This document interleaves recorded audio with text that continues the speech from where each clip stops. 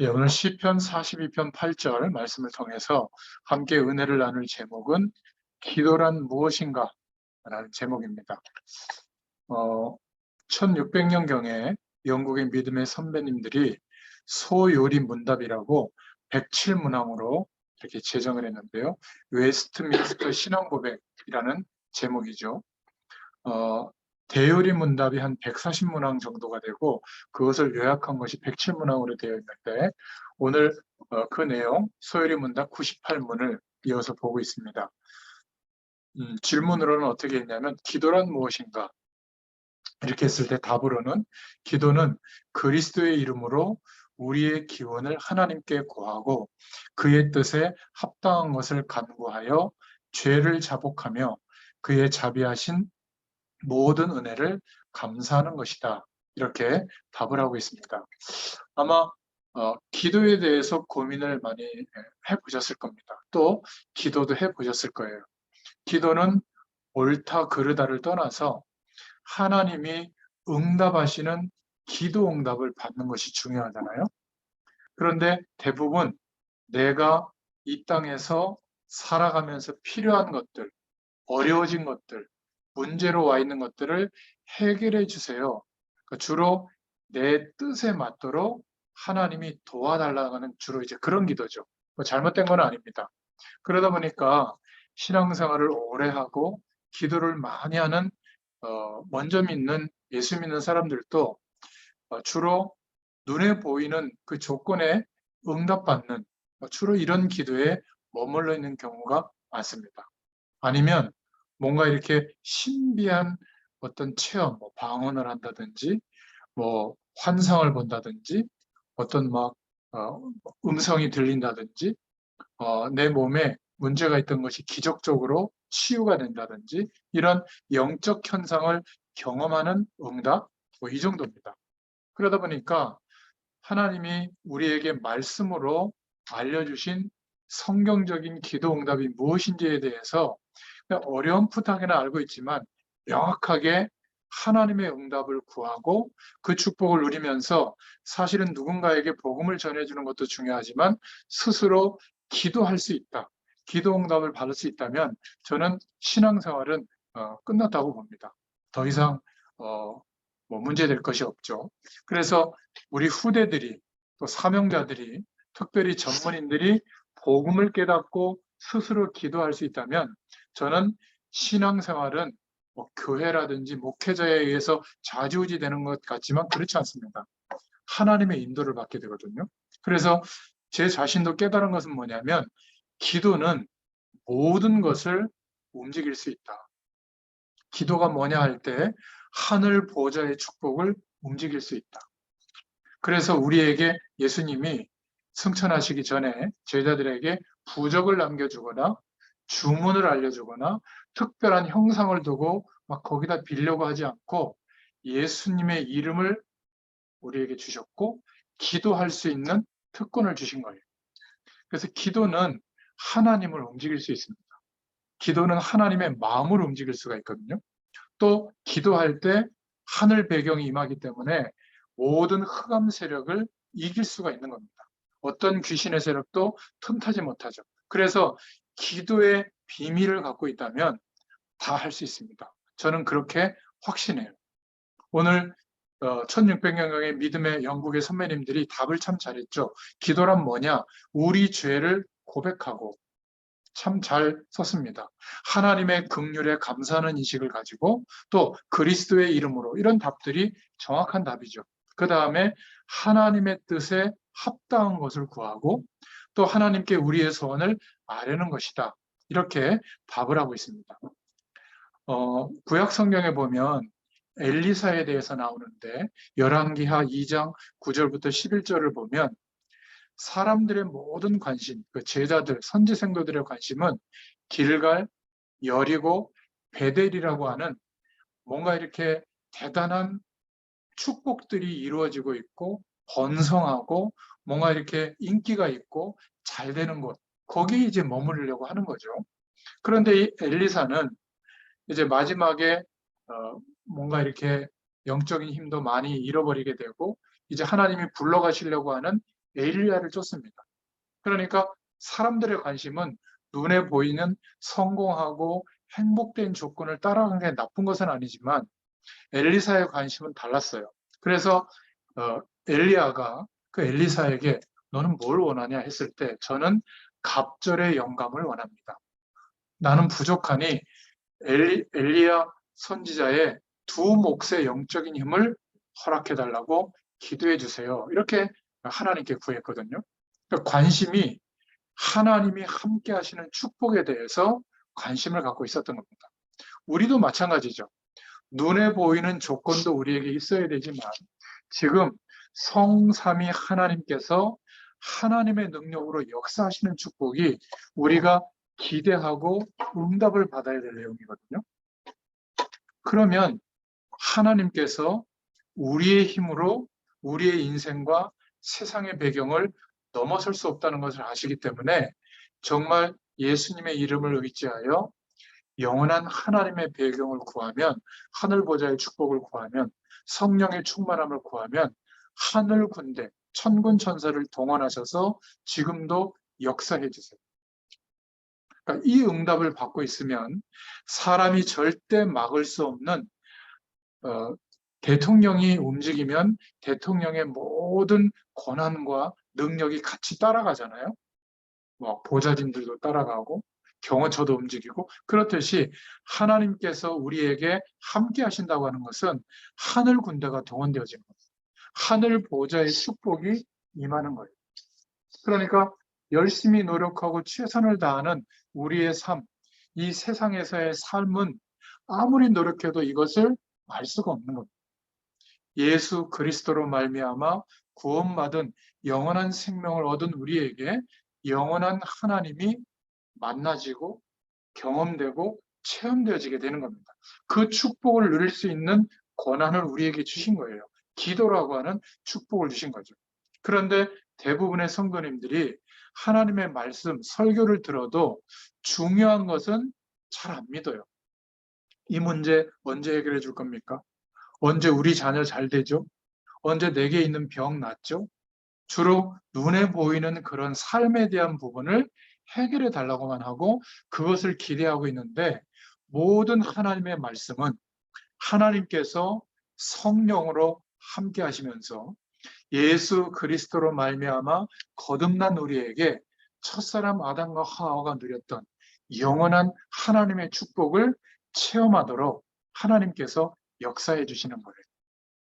눈에 안 보이게 지금도 이 축복이 우리에게 임하고 있는데, 이 보좌의 축복을 정말 경험하고 있으면 매일매일 하나님이 주시는 많은 응답과 하나님이 주시는 축복이 옵니다. 이거는 막을 수가 없어요. 그래서 여러분, 네이버라든지 구글에 왜 사람들이 자꾸 모이죠? 거기 가면 이익이 되니까. 내 삶 속에 만나지는 사람들이 자꾸 나에게 다가와서 뭔가 이익을 얻으려고 하는 이런 영적 영향력이 나타나게 되거든요. 우리가 그 축복을 누리는 것을 보고 내가 플랫폼 같은 응답을 누리게 된다. 그러니까 영적인 힘이 있기 때문에, 영적인 축복이 나를 통해서 나는 돈 벌고 직장 생활하고 자녀를 키우고 살아가는 것 같지만 이 축복을 누리면서 살고 있기 때문에 나를 알고 있는 사람들이 뭔가 경험하게 되는 거예요. 나의 인생을 통해서. 그래서 영적인 플랫폼 역할을 할 수 있게 되는 거죠. 이러니까 다 생존 경쟁에서 이기려고만 하고 성공하려고만 하고 높아지려고만 하는데 사람들이 위험에 빠져 있는 것을 보게 돼요. 아무리 성공해도 영적으로 답이 없기 때문에 결국 재앙이 임한다는 게 알고 있기 때문에 그 사람과 경쟁해서 내가 더 높아지려고 막 거기에 몰두하는 게 아니라 위험에 빠진 사람을 도와줄 수 있는, 파수꾼이 파수망대에 올라가 가지고 멀리 적군이 오는 것을 보고 알려주잖아요. 우리의 인생과 하루의 삶이 내 삶 속에 있는 사람들에게 위험에 빠져 있는 사람들을 도와줄 수 있는 파수망대의 응답이 오게 될 줄을 믿습니다. 그러니까 전에는 나를 위해서만, 내가 행복해지기 위해서만 살았다면 이제는 사람들이 무엇 때문에 힘들어하는지가 보이니까, 어떤 위험에 빠진지가 보이니까 그들을 위하여 기도하고 도와줄 수 있는, 진짜 답을 줄 수 있는 사람으로 바뀌게 되죠. 그러니까 내 삶 속에 하나님이 연결해주고 붙여주신 사람들을 이제 복음의 힘으로 치유해 줄 수 있는 겁니다.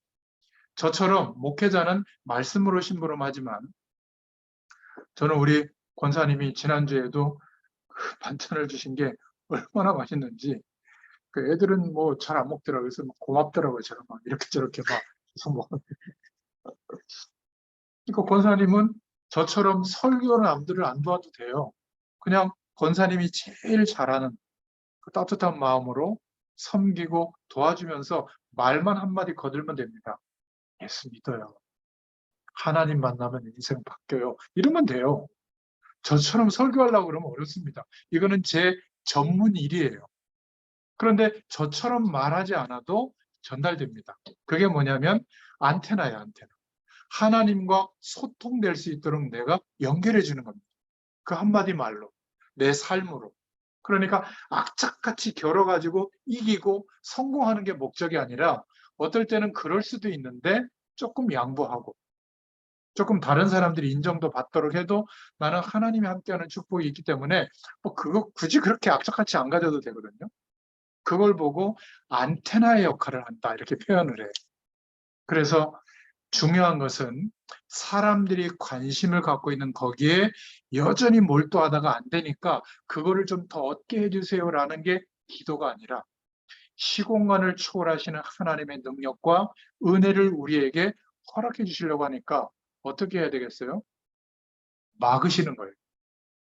내가 그렇게 세상에서 노력해도 안 되도록 해주시는 겁니다. 하나님의 자녀에게. 왜 그렇죠? 내가 믿음이 좋아서가 아니라 어쩔 수 없이 우리 힘으로 안 되면 어떻게 되죠? 하나님의 자녀는 하나님 바라보잖아요. 하나님 바라보다가 이 영원한 축복을 알게 되도록 통로를 막아주신 거예요. 그게 하나님 자녀가 하는 실수고 하나님 자녀에게 오는 문제고 하나님 자녀에게 오는 갈등이에요. 하나님이 사랑하시는 사람은 이 축복을 알게 하도록 막으세요. 왜? 세상의 복이 전부라면 그거 하도록 하지 않겠어요? 세상의 복과 담을 쌓으라는 게 아니라 그거는 수단인 거예요. 더우면 선풍기 틀고, 그죠? 에어컨 틀고, 또 추우면 온풍기 틀고 이러면 되듯이 또 좋은 옷 있으면 입으면 되는데 좋은 옷 입는 게 인생의 목적이라면 시달립니다. 늘 스트레스 받아요. 얼굴이 예쁘고 뭐 몸매가 좋고 남자들도 요즘 막 몸을 신경 쓰던데 그것이 인생의 목적이 되면 아마 막 몇 억원을 들여서도 온몸을 다 뜯어 고쳐도 마음에 안 들 겁니다. 왜냐하면 나이가 들면 그게 뭐 유지가 됩니까? 그때는 어떻게 해요? 집 밖에 못 나가지. 그런데 인간은 그것 때문에 사는 존재가 아니잖아요. 그죠? 그래서 오늘 기도란 무엇인가? 하나님이 주시는 응답을 꼭 찾기를 바랍니다. 첫 번째로 생각해 볼 것은 저는 기도에 대해서 확실하게 알게 되기 전까지 세 가지가 해결이 안 되더라고요. 제가 태어나서 갖게 되는 배경들이 있잖아요. 가문의 배경, 가정의 배경, 그리고 제가 가지고 있는 어떤 능력치, 뭐 공부한 거, 노력한 거, 이런 게 틀에 딱 갖춰져 가지고 그것을 벗어날 수가 없더라고요. 그래서 아무리 노력해도 잘 안 되는 거예요. 그리고 저는 너무나 일찍 공부해서 되는 게 아니구나 이 생각이 왔어요. 좀 늦게 와야 되는데 그래서 공부할 시기에 공부할 마음이 안 들어왔어요. 왜냐하면 아무리 공부해도 부모가 어마어마하게 부자면 그 아들은 그냥 그 유산 받아갖고 엄청나게 잘 살더라고요. 공부 열심히 한 사람 고용해가지고 막 하더라고요. 저 대한항공 그 자녀들 보니까. 그러니까 그런 것들을 이렇게 보는데 공부가 답이 안 되더라고요. 저는. 그리고 공부할 마음이 안 생겨요. 그래가지고 공부 빼고는 다 해봤죠. 뭐. 공부할 기회를 놓치니까 얼마나 살아갈 때 좋은 기회가 없잖아요. 그렇지 않습니까? 그러니까 항상 뭔가 주눅 들고 나는 모자란 것 같고 그러니까 부모 탓하고 또 내 수준 탓하고 이랬어요. 뭐 하나님 믿고 막 기도해도 뭔가 그쪽에 기도하는데 거기가 막 해결이 잘 안 되는 거예요. 이게 저에게 살아올 때 매일매일 영향을 줬거든요. 그러니까 미래에 대해서도 잘 모르겠더라고요. 내가 어떤 인생을 살게 될지, 또 무엇 때문에 살아야 될지가 명확하지 않은 거예요. 그런데 공부를 열심히 하는 분들, 하나님 없이, 이분들의 특징은 뭐죠? 공부 안 하면 죽을 것 같은 거예요. 공부 안 하면 망할 것 같은 거예요. 그래가지고 다른 생각은 전혀 못하고 오로지 공부만 한 거예요. 그럼 어떻게 될까요? 성공합니다. 미래도 뭐 건물 몇 채를 사고 뭐 할 수 있겠죠. 그래가지고 뭐 파이어족이라고 그러나 요즘? 경제 활동을 안 해도 그런 막 건물에서 나오는 세금이나 금융소득으로 그냥 놀고 먹을 수 있는 게 이게 파이어족인가? 경제적 자유다 뭐 이런 얘기를 많이 하던데. 그러면 어떤 문제가 시작되는 줄 아세요? 인간은 영적 존재이기 때문에 하나님과 함께하는 축복을 알기 전에는 만족이 안 되거든요. 그때는 부인도 만족이 안 돼요. 노는 것도 만족이 안 돼요. 더 쾌감이 오는 놀이를 해야 되거든요. 그러니까 전부 마약이나 약물 중독이나 이상한 취미 생활에 빠지기 시작하거든요. 다 그렇습니다. 한 명도 빠짐없이. 아니면 권력력에 사로잡히든지, 아니면 특정한 일에 사로잡히든지. 그러니까 물 떠난 물고기는 물 속으로 들어가는 게 물고기의 방향이 돼야 되는데 물 밖에서 열심히 성공하려고 노력해봐야 그건 죽은 존재나 다름이 없잖아요.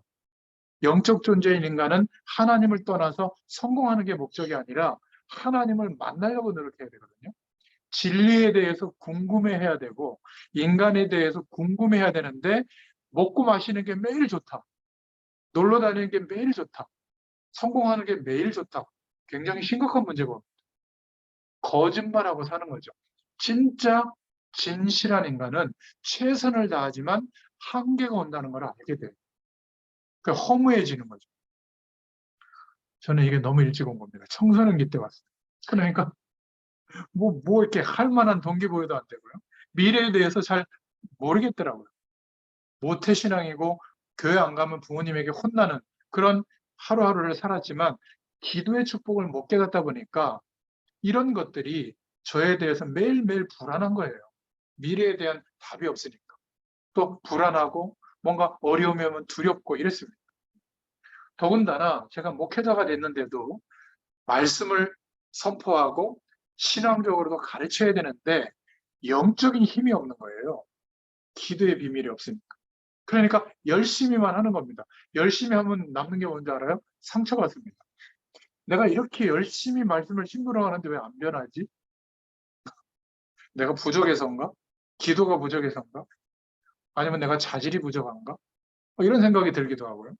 또 영적인 힘이 없다고 하니까 무슨 말이나 태도나 이런 거 보면 막 금방 예민해가지고 막 힘들어하고 그래요.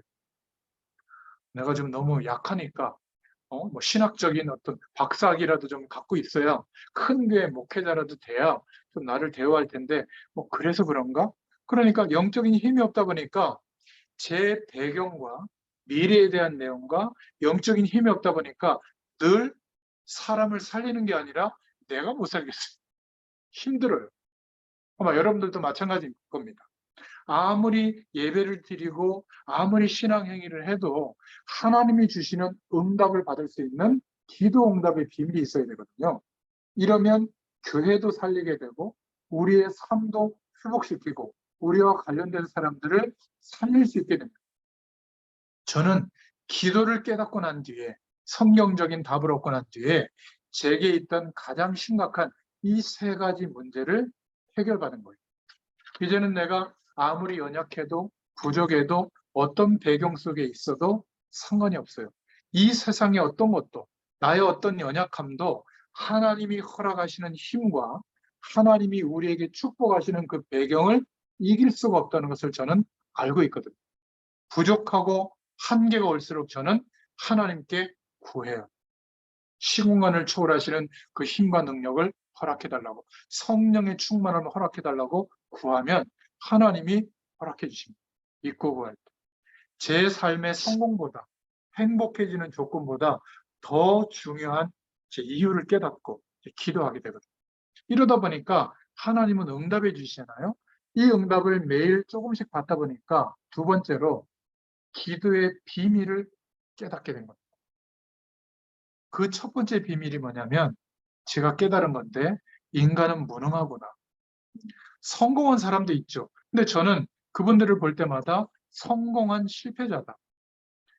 자기의 노력으로 얻어지는 결과를 맛봤기 때문에 성공이라고 하는 답이 있고 여러 가지 경제적 혜택이나 사회적 지위도 있지만 그 의 때문에 자기의 노력으로 얻어진 결과 때문에 하나님 앞에 내가 아무것도 아니구나. 예수 그리스도가 전부구나. 여기까지 가기가 너무나 어려워요. 그러니까 평생 노력하는데 영원한 안식이 없습니다. 편리하게는 살죠. 그죠? 또 편리하게 많은 사람들에게 영향을 주기도 하지만 물 떠나 있는 물고기처럼 하나님을 떠나서 사는 인생은 절대로 답이 되지 않습니다. 오히려 저처럼 많은 노력을 기울이지 않고 열심히 살지 않은 사람들의 과거에 있는 사람들은 좀 문제가 와도 당연하다고 생각해요. 어려움이 오면 그냥 인정해요. 그런데 열심히 노력해서 항상 성공이라고 하는 그 위치에 갔던 사람들은 어떤 결과를 경험하냐면 그렇게 노력했는데도 재앙이 올 때가 있거든요. 실패할 때가 있습니다. 그때는 무너지는 거예요. 아마 자살을 선택할 수도 있어요. 내가 이렇게 인생을 걸고 최선을 다했는데 왜 이 문제가 해결이 안 되지? 자기가 실수해서라면 인정할 텐데 뜻밖의 문제로 재앙이 들여닥칠 수가 있거든요. 갑자기 막 병이 생긴다든지, 그죠? 아니면 막 자녀에게 문제가 온다든지, 아니면 건강하던 사람이 갑자기 먼저 사별하게 된다든지, 이런 일이 있잖아요. 또 나는 성공하기 위해서 막 사람을 믿고 투자하고 했는데 이게 막 부도가 난다든지 말이죠. 사기를 맞는다든지 이런 일들이 비일비재합니다.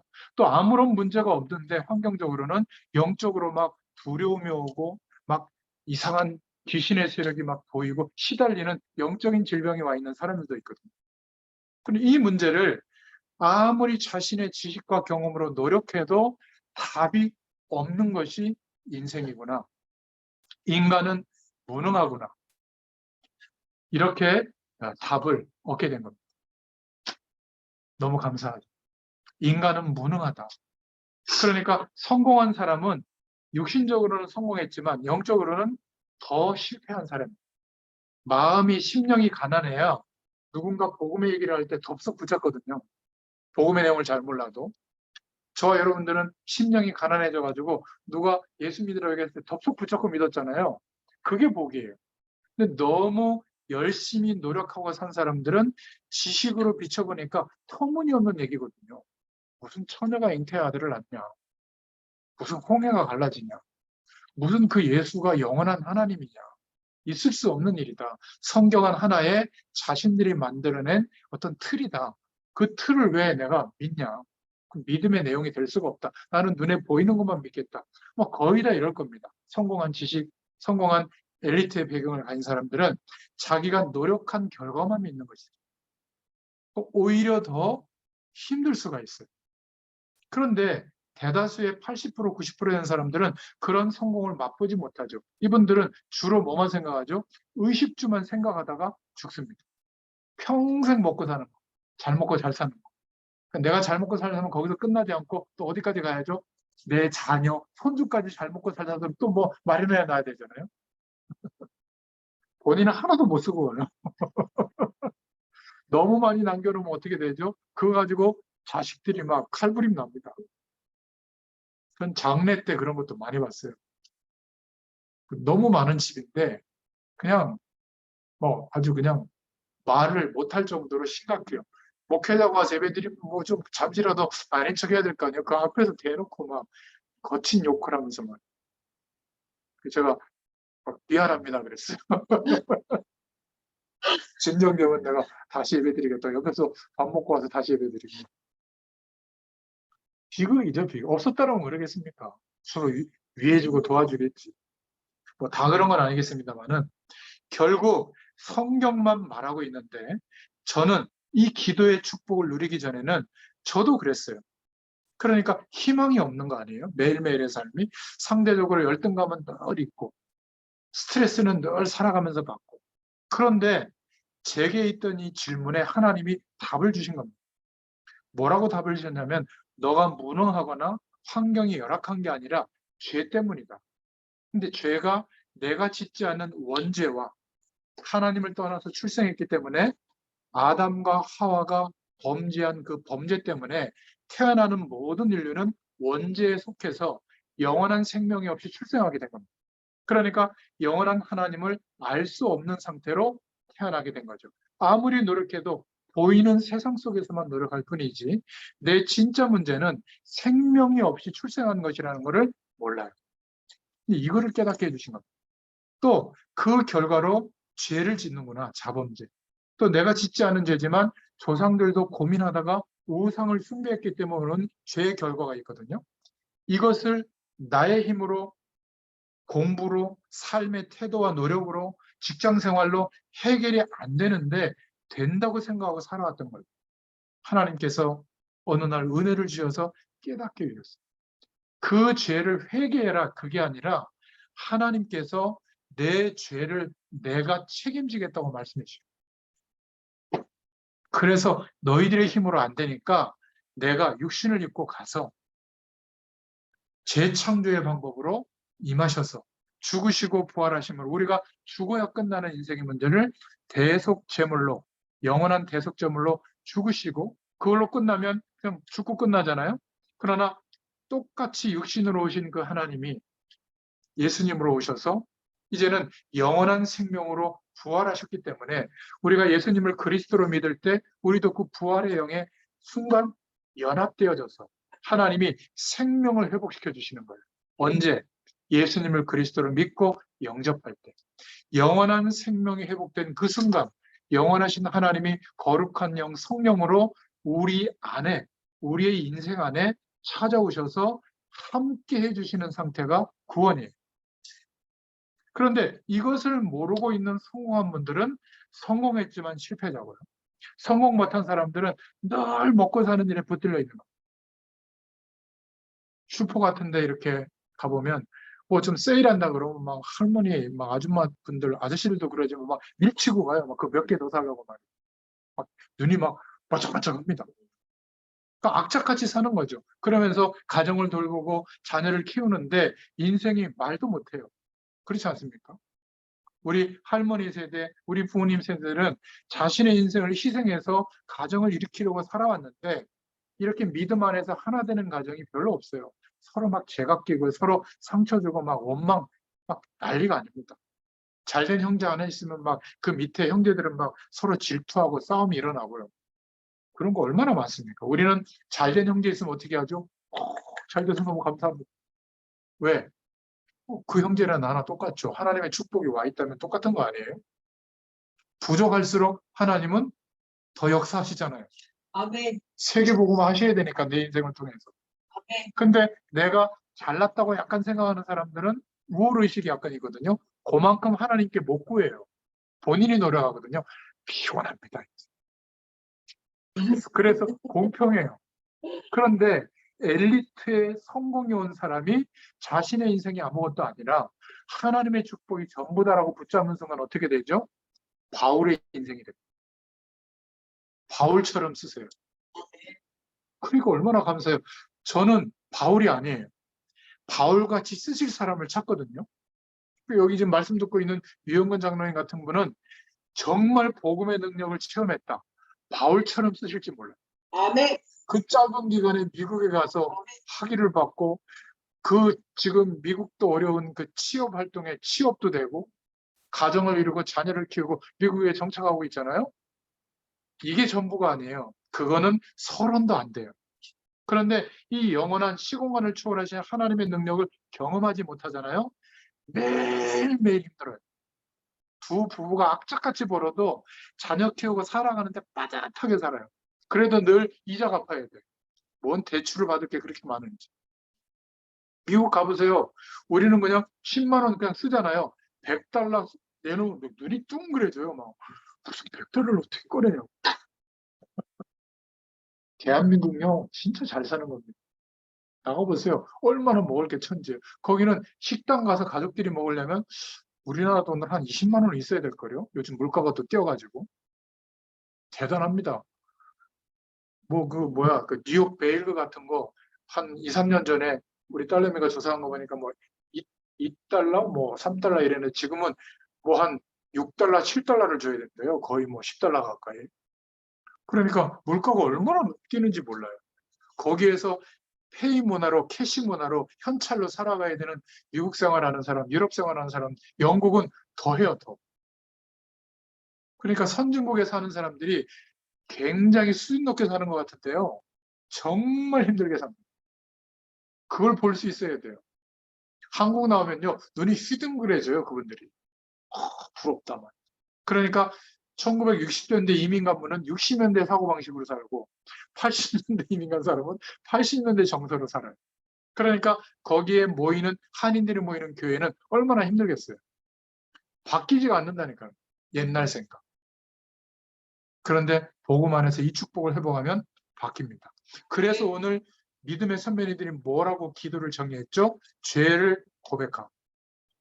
진짜 설명을 잘했죠. 너의 죄를 해결했다. 알고도 또 하나님보다 더 큰 복이 있다고 세상을 바라보는 이 자신을 깨닫고 하나님 앞에 고백하는 것이 기도다. 너무 답을 잘했죠. 이게 첫 번째 기도의 비밀을 회복하는 겁니다. 두 번째는 그런 우리인데 방법이 없는 거예요. 저는 방법이 있다고 생각하고 열심히 노력했지만 해결이 안 되는 겁니다. 성경에 보니까 방법이 없다는 거예요. 그래서 방법이 있다면 우리에게 하나밖에 없더라. 하나님의 긍휼이 필요한 겁니다.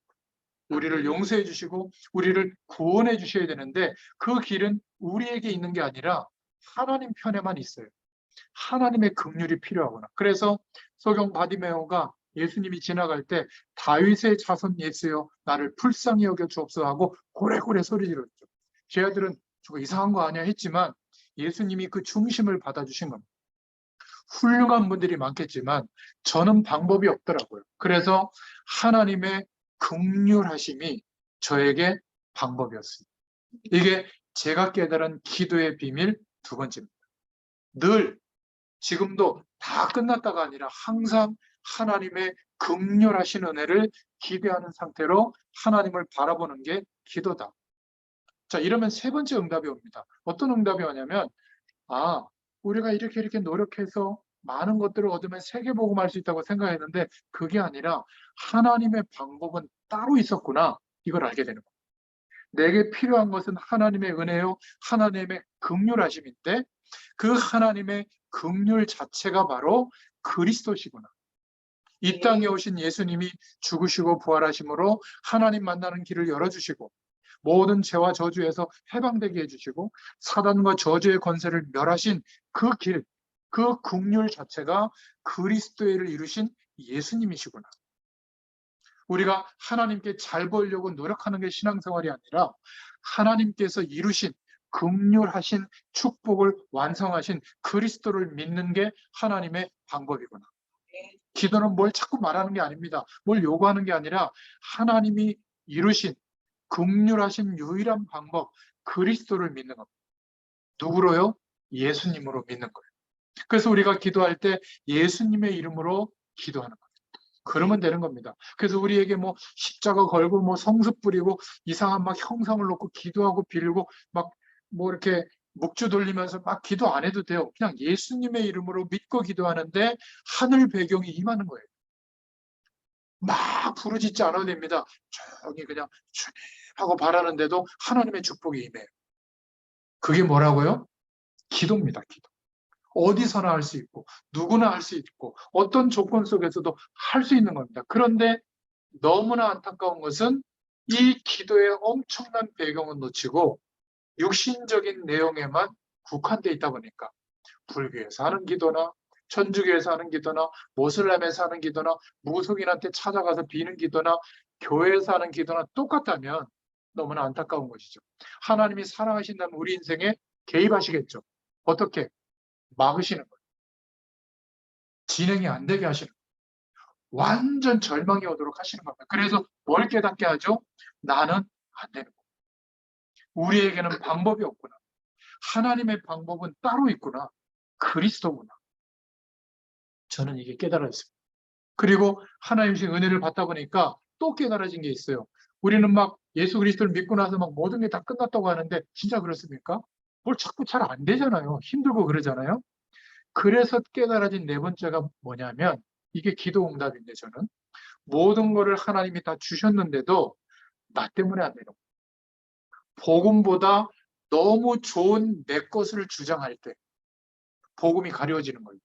예수 그리스도보다 내 생각, 내 경험이 위에 올라올 때 그것 때문에 내 삶에 하나님의 응답이 없는 거예요. 시공간을 초월하는 응답보다 내가 세상에서 이루려가는 목표, 그거를 더 집중할 때 안 되는 거예요. 이상하게 저는 그랬습니다. 모든 축복이 와 있는데 저와 여러분 때문에 안 되는 거야. 그래서 오늘 뭐라고 답을 했죠? 믿음의 선배님들이 하나님의 뜻대로 기도하면 응답한다. 나의 뜻이 아니라. 그래서 저는 시간을 정해서 하루 중에 가장 편안한 시간을 좀 확보해가지고 이렇게 정시 기도를 합니다. 내가 좀 없어지는 시간이 정시 기도다. 막 열심히 하려고 했던 거, 문제를 해결하려고 했던 거, 답답했던 거, 이거는 좀 내려놔 두고 하나님께서 주일날 말씀을 주셨는데 이 말씀을 통해서 내게 뭐라고 하시지? 무엇을 원하시지? 이것을 질문해보고 기다리면 나와 함께 하시는 성령 하나님께서 감동해 주시는 뜻과 계획을 알게 돼요. 이거를 성령의 감동하는 시간이라고 하는데 믿는 자에게는 누구나 이 영적인 은혜가 임합니다. 그래서 나를 없애는 거, 내가 생각했던 거, 경험했던 거, 문제, 어렵고 힘들다고 생각했던 거를 좀 없애버리고 말씀을 통해서 깨닫게 해주시는 이 은혜 속에 내 인생을 좀 이렇게 깊이 생각해보고 기도하는 시간. 여러분, 나 때문에 안 되고 여러분 때문에 안 되는 겁니다. 내게 있는 좋은 점이 많은데 그것 때문에 하나님의 응답이 없고요.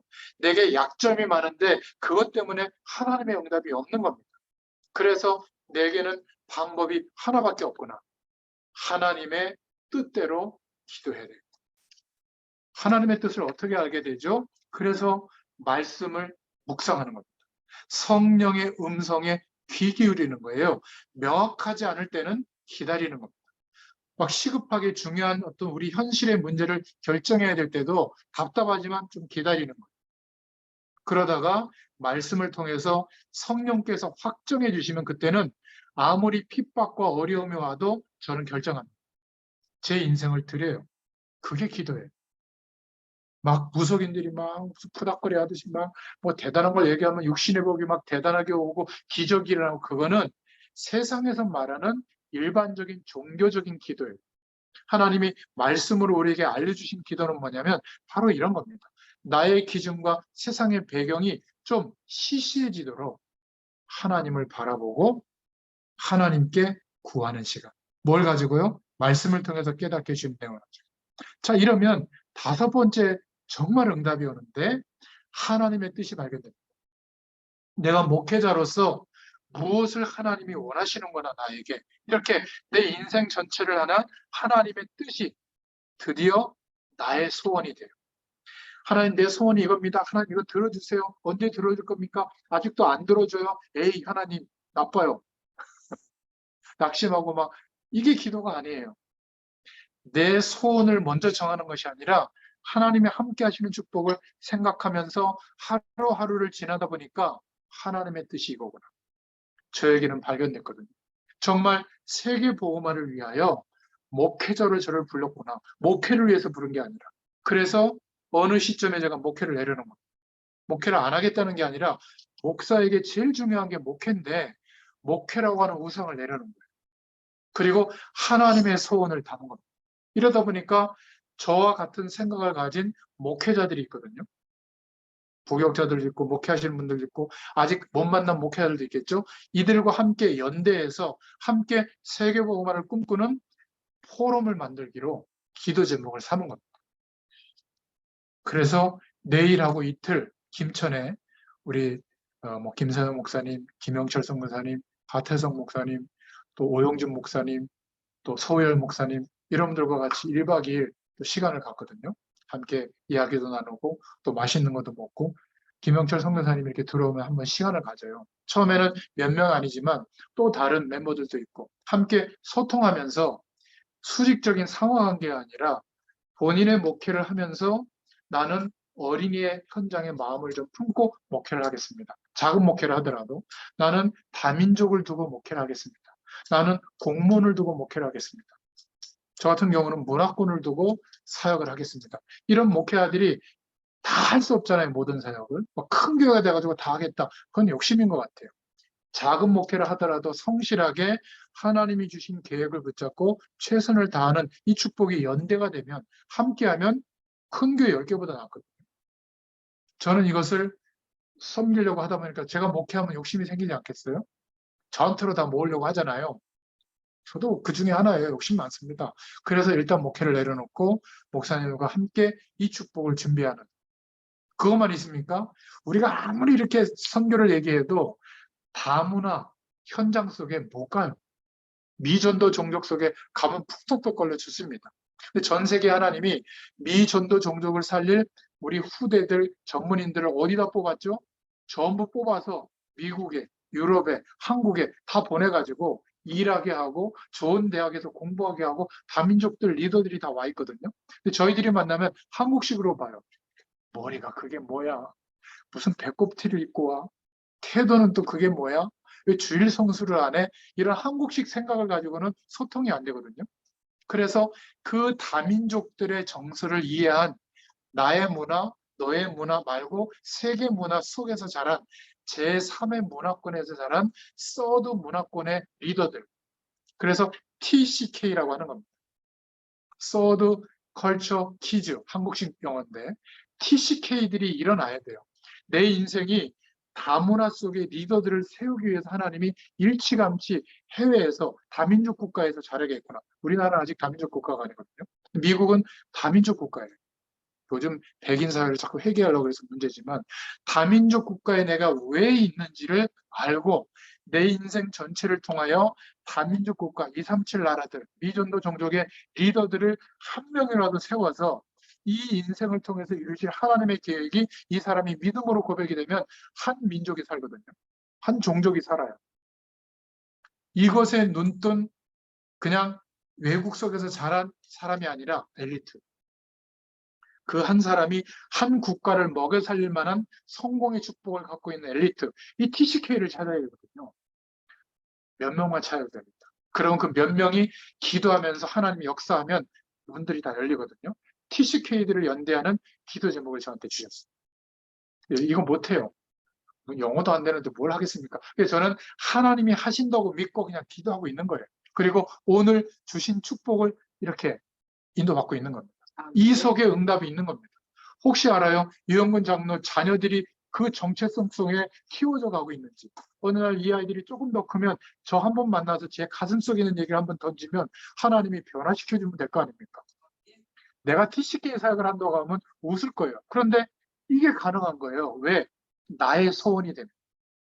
하나님의 계획이 제 소원이 돼 있거든요. 이거를 우리 힘으로 할 수 없잖아요. 그래서 산업인들이 일어나요.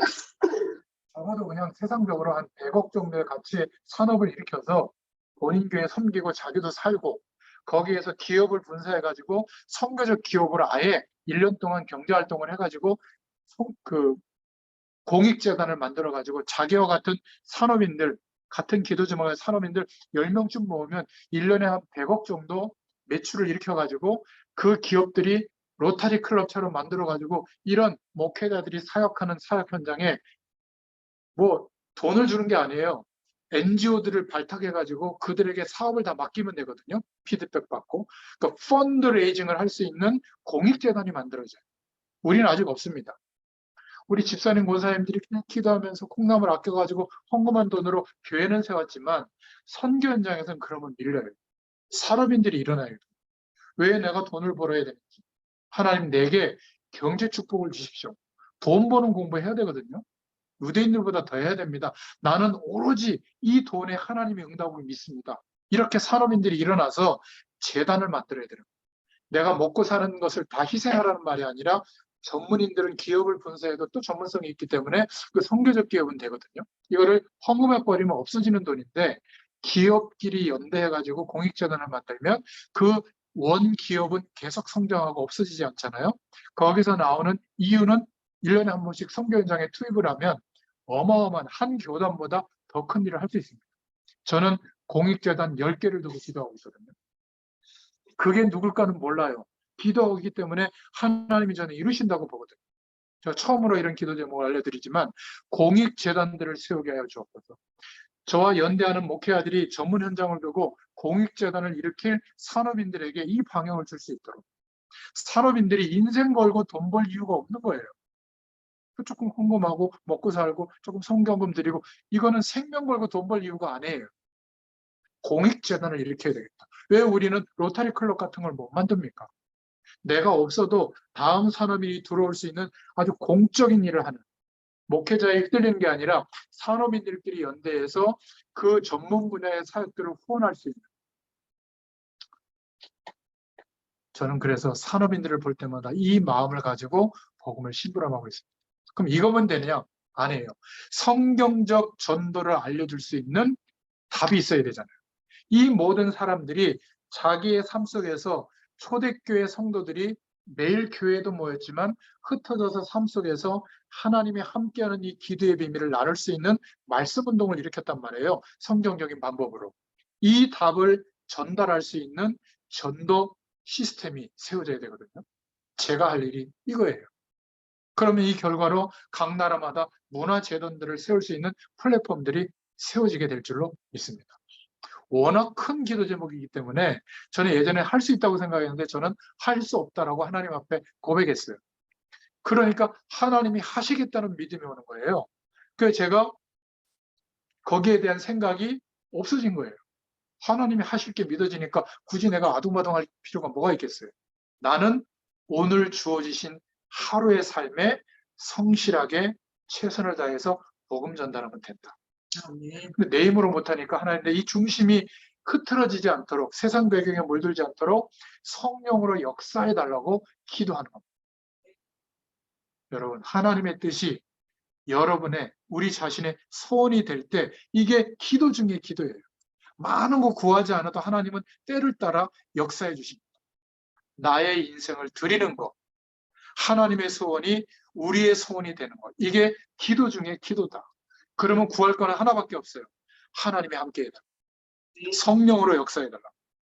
하나님의 소원이, 그게 내 계획이 되는 것, 이게 기도의 비밀인 줄로 믿습니다. 이러면 이제 우리의 삶이 하나님의 소원으로 발견되기 때문에 또 하나님께 드려지게 되거든요. 그게 응답으로 계속 선순환되는 겁니다. 이걸 보고 세 번째로 성령 충만이라고 해요. 뭐 찌릿찌릿하고 뭐가 막 뜨거워지고 그런 게 성령 충만 아닙니다. 그거는 영적 현상을 경험한 거죠. 이 기도의 축복을 계속 누리다 보면 하나님의 영으로 충만해지는, 시공간을 초월하는 그 은혜가 경험되는데요. 이러다 보니까 여기에서, 예전에는 제가 뭘 해도 잘 안 됐거든요. 이제는 대단한 일을 하지 않는데 영적인 힘이 오니까 뭔가가 자꾸 되는 거예요.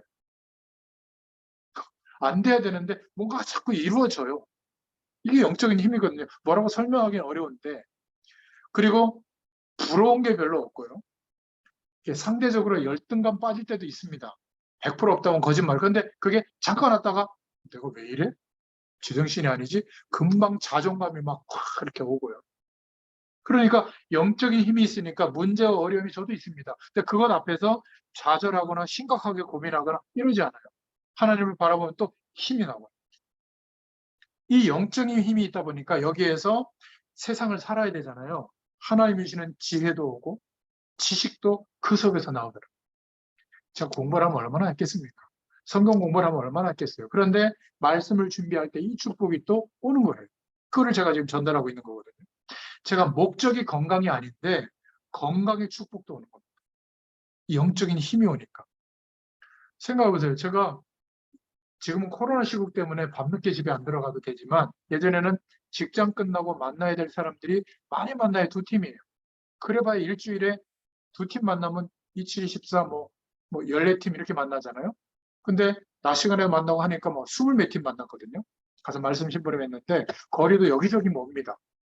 그러니까 집에 들어오면 거의 12시 넘었어요. 그럼 막 식사를 이렇게 제공해 주는 데는 거의 없거든요. 김밥 하나 먹든지 뭐 급하게 뭐 백반을 하나 사 먹든지, 그래도 그 상황이 안 되면 거의 이제 쫄쫄 굶고 집에 들어갑니다. 얼마나 배고파요. 그러니까 라면 일단 3개는 끓여야 돼요. 밥 말아 먹고 막 있는 거 다 막 넣고 배가 이렇게 불러가지고 자거든요. 이게 30년 가까이 되다 보니까 105kg까지 갔던 거예요. 날마다 몸은 불죠. 근데 하나님이 저를 어여삐 보셔서 불쌍해 보셨는지 건강도 책임져 주시느라고 코로나 시국에 집합금지 명령 내리니까 밤늦게 못 만나고 3명 이상 못 만났잖아요. 그러니까 줌으로 하게 된 겁니다. 집에서 줌으로 하니까 멀리 안 갔다 와도 되니까 굳이 막 악착같이 야식에 막 이빨 먹지 않아도 되잖아요. 적당히 먹고 이렇게 하니까 3년 동안에 조금씩 빠이다 보니까 어떻게 돼요? 20kg나 빠졌어요. 제가 살 빼려고 한 적 없어요. 그냥 막 악착같이 낮 시간에 많이 먹거든요. 근데 20kg가 빠져가지고 지금 이렇게 핸섬해지지 않았어요. 걱정은 지금 또 옷이 안 맞아가. 예전에는 뚱뚱해갖고 옷이 안 맞고 막 힘들었는데 지금은 다 커요. 지금 막 허리띠 얼마나 졸라매는지 모릅니다. 제가 왜 이 말씀을 드리냐면 살 빼고 건강해지게 악착같이 노력하는 사람보다 영적인 힘이 오니까 나도 모르게 하나님의 건강도 책임져 주시더라. 건강으로 살아가지 말라 그 말이 아니에요. 악착같이 건강을 위해서 살아도요 건강 문제 옵니다. 영적인 힘이 와야 돼요. 이 기도 응답이 와야 기도의 비밀이 있어야 건강이 목적은 아니지만 건강의 축복도 오게 되는 줄을 믿습니다. 이러면 내가 살아가는데 경제도 필요하잖아요. 돈, 물질. 저는 이 물질도요. 사기당하거나 어려움 당하는데 뭐 그런 일이 없다 보니까 또 검소하게 살다 보니까 하나님이 축복하셔서 아직 빚져본 적은 없어요. 제가 어느 날 소리 없이 안 오면 기름값이 없어서 안 오는 줄 아세요? 근데 한 번도 그런 적이 없어요. 하나님이 이 모양 저 모양으로 역사해 주셔서 하나님이 축복해 주시거든요. 얼마나 감사합니까? 그러니까 우리 집사람도 하나님 바라보고 저도 하나님 바라보니까 서로 돈에 대해서 막 스트레스 주지 않아요. 없으면 없는 대로 그냥 하나님 앞에 인정하고 살아가면 되거든요. 그게 부끄럽지 않으니까, 그죠? 우리 애들한테 얘기했어요. 공부 못해도 된다. 왜? 공부 잘하도록 악착같이 저게 뒷바라지 한 적이 없거든요. 그 못할 수밖에요. 또 할 수 있는 여건도 잘 안 만들어져. 그러면 못해도 좋다 하는데 공부하는 놈이 있어요. 그럼 어떻게 둬야지. 또 안 하는 놈이 있어요. 그럼 어떻게 둬야지. 둘 다 하나님의 축복이 이루어지는 건 똑같아요. 믿으시길 바랍니다, 제발. 하나님의 영, 성령께서 주장하고 있는 게 믿어져야지 우리가 선택하는 조건 때문에 인생이 바뀌는 게 아니더라고요. 제가 경험한 겁니다. 그러니까 어떻게 되겠어요? 제가 예전에는 되게 예민한 사람인데 소심하고 지금은 하나님이 역사한다는 걸 아니까 이래도 되고 저래도 되는 거예요. 사람들이 한 명 한 명 붙는 거예요. 이상한 사람들은 안 붙고 복음과 전도와 선교를 두고 자기 인생을 드리도록 하나님이 준비해 놓은 사람들이 말씀 속에서 변화되어져서 한 명 한 명 남는 거예요. 이 인력의 축복이 오는 겁니다. 제가 설명은 오래 했지만 성령 충만이 오니까 오력이 따라오는 겁니다. 영력, 지력, 체력, 경제력, 인력이 따라오는 거예요. 이거는 구하지 않아도 따라옵니다. 이게 기도의 비밀을 갖고 사는 삶인 줄로 믿습니다. 오늘 여러분 이 축복을 새롭게 회복하시기를 축원드립니다. 시편 81편에 보면 너는 여호와를 바라라. 특히 10절에 보면 내 입을 크게 열라 내가 채우리라. 주로 교회에서 막 표로 많이 붙여놓는 성경 구절이거든요. 그러니까 내 입을 크게 열고 기도하면 막 하나님 엄청난 복을 준다. 그럴 수도 있지만 육신적으로는 복을 생각하면 근데 이건 그런 복이 아니에요. 영원한 하나님의 축복을 말하는 거거든요. 시공간을 초월하시는 하나님의 능력에 대해서 구하라는 거예요. 입을 열어라. 너의 수준과 믿음 때문에 못 받는다고 생각하지 말고 그리스도 안에 있다면 입을 열어서 이 성령의 충만을 구해라. 내가 너의 삶 가운데 충만하게 채우겠다는 거예요. 그래서 하나님이 원하시는 것은 성공이 아니에요. 하나님 앞에 가까이 나가는 거예요. 이 축복을 깊이 구하고 은혜를 받는 거예요. 어느 정도로요? 고린도후서 12장 1절부터 10절에 보면 바울이 했던 고백이죠. 하나님의 축복을 기도로 누리다가 삼층천까지 갔다 왔다. 하나님 나라를 경험했다. 이런 축복을 우리에게 주시려고 하는 겁니다. 고난을 주실 때도, 영적 문제를 허락할 때도, 실수해서 낭패에 빠질 때도 하나님은 문제가 오도록 너 잘못했으니까 이게 인과응보야 이게 아니라 하나님이 주시려고 하는 축복을 알게 하려고 기회를 주십니다. 이것을 경험한 다윗은 뭐라고 얘기했죠? 솔로몬에게 너는 힘써 대장부가 되고 여호와를 바라라. 이게 유언이었어요. 솔로몬은 죽기 전에 이렇게 기록을 남기고 죽었죠. 창조주를 기억해라. 청년들에게. 하나님을 아는 지식이 모든 지식의 근본이다. 영적인 축복을 누렸던 사람들은 이러한 이야기를 하는 겁니다. 늘 하면 못 알아들으니까 언제 하죠? 정말 중요한 시간이 왔을 때. 그때가 언제입니까? 정말 심각한 어려움이 왔을 때. 나에게 정말 힘들게 했을 때, 용서를 구할 때 괜찮다. 하지만 내가 이것을 너에게 알려주고 싶다. 우리는 그때가 전도의 기회예요, 오히려. 위기와 어려움과 문제와 갈등 속에 있을 때 우리는 하나님의 축복으로 괜찮다. 이거를 말해줘야죠. 그래, 내가 기도했더니 이제 무릎 꿇는구나. 아유, 마음이 쏙 시원하다. 영적 우월감을 가지고 아래를 보는 게 그게 신앙생활 잘하는 게 아닙니다. 그래서 오늘 이 말씀을 듣는 저와 여러분에게 어떤 문제도 핍박도 환난도 하나님의 영광을 드러내는데 두려워하지 마시길 바랍니다. 왜죠? 기도의 비밀이 우리에게 있기 때문에. 기도로서 세계복음화의 축복을 누릴 수 있게 되기를 예수님의 이름으로 축원드립니다. 기도하겠습니다. 하나님 참 감사합니다. 이 눈을 열어주셔서 이제는 문제와 사람을 바라보는 눈을 바꿔주시기를 소원합니다. 모든 교회와 또 모든 종교는 안 좋게 살아가는 사람들을 죄인으로 바라보지만 예수님은 잃어버린 양으로 바라봤던 것처럼 우리의 삶 속에 부딪혀온 모든 사람들을 복음받을 사람으로 볼 수 있는 눈을 열어 주시옵소서. 가르치고 또 잘못을 지적하는 것이 아니라 영원한 답을 줄 수 있는 눈을 열어 주시기를 소원합니다.